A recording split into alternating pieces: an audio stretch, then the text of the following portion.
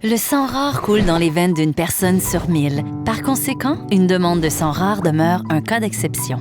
Quand le besoin émerge, trouver une donneuse ou un donneur de sang rare peut devenir une véritable course contre la montre. Si une personne avec un sang rare reçoit une unité de sang régulier, même du groupe sanguin O négatif, une réaction hémolytique immédiate ou à retardement peut survenir.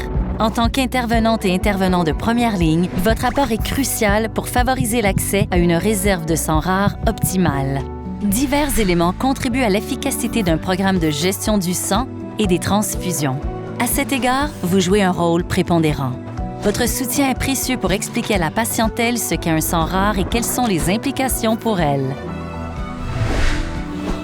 Les antigènes à la surface des globules rouges déterminent le groupe sanguin. En plus des systèmes de groupes sanguins A, B, O et RH, il existe environ 362 antigènes connus. Le groupe sanguin d'un individu est considéré comme rare quand il est décelé chez moins de 0,1 % de la population. Certaines combinaisons sont peu fréquentes. L'endroit où l'on vit et le facteur héréditaire du groupe sanguin peuvent avoir une incidence sur ce qui est considéré comme un sang rare et sur la réserve disponible. Au Québec, nous avons surtout besoin de donneuses et donneurs non caucasiens et plus particulièrement qui proviennent de la communauté noire. À la suite d'une transfusion ou d'une grossesse, certaines personnes développent des anticorps par allo-immunisation.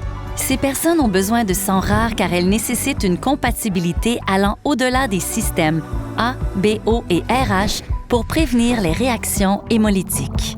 D'autres personnes ayant un sang rare pourraient développer des anticorps contre les antigènes contenus dans le sang de la donneuse ou du donneur. On parle ici d'un besoin préventif.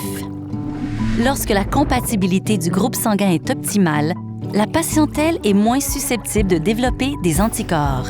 En optimisant sa banque de sang rare, Emma Québec souhaite répondre aux demandes en quelques jours, le plus souvent à partir de sang prélevés dans ses propres centres de dons.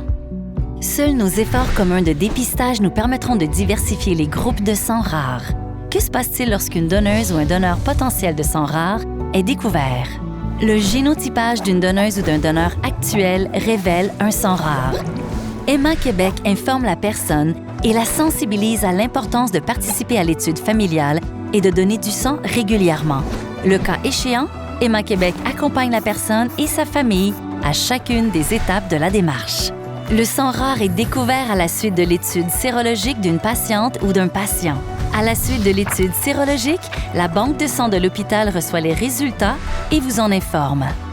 Nous vous invitons ensuite à rencontrer vos patientes et patients pour les sensibiliser aux dons et à l'importance de l'étude familiale. Le sang rare est découvert lors de l'étude familiale à la suite d'un premier don de sang ou d'un prélèvement. Emma Québec informe le membre de la famille qu'il a un sang rare et le sensibilise à l'importance de faire un don de sang régulièrement. Votre rôle en tant que médecin est de sensibiliser vos patientes et patients aux dons ainsi qu'à l'importance de participer à l'étude familiale. Vous pouvez les informer en leur remettant le document au sujet du sang rare. Et vous pouvez les engager à entrer en contact avec nous en leur faisant signer et transmettre le formulaire de consentement d'Emma Québec. Nous pourrons les contacter pour des dons et faciliter le contact avec les membres de leur famille dans le cadre de l'étude familiale. Merci de contribuer à augmenter la réserve de sang rare d'Emma Québec et à répondre aux besoins vitaux de transfusion sanguine.